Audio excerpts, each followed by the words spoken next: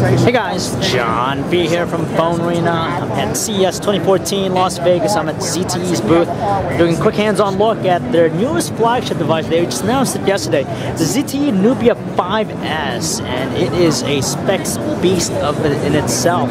So some of the quick specs include a 5-inch Full HD display, 1920 by 1080 resolution, sharp, vivid, great view angles. You have a pretty beefy camera in the rear. It's actually a 13 megapixel autofocus camera in the rear. A little bit of a hump there. It features a sapphire lens. It uses it's a five lenses in there. You have blue glass composite IR filter. It utilizes the Exmor RS sensor that we find on some of the other Sony devices out there, and it has an f2.0 aperture lens. So when it comes to low lighting performance, I checked it out, and I gotta say, even in almost the darkest environments, it's able to brighten up shots so you can see some fine details.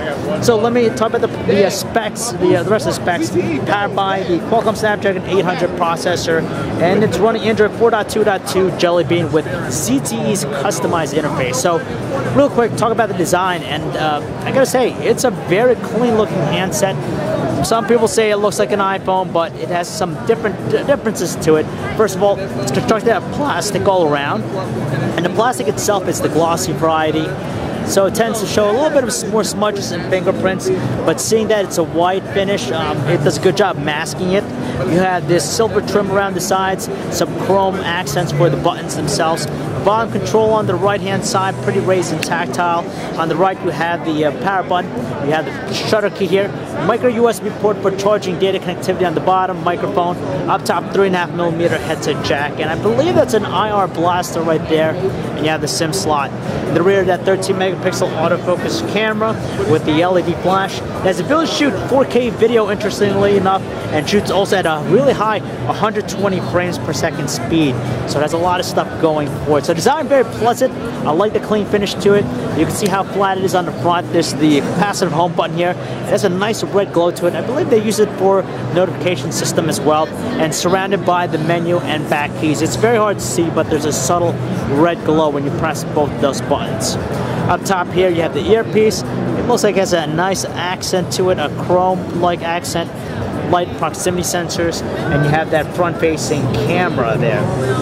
So some of the key features here I'm going to talk about is just the software experience. It has a very translucent look. You can see it here. They kind of ditched the apps panel and they put everything on the home screen. Still the same personalization you get on any Android-powered smartphone. Notifications panel right there.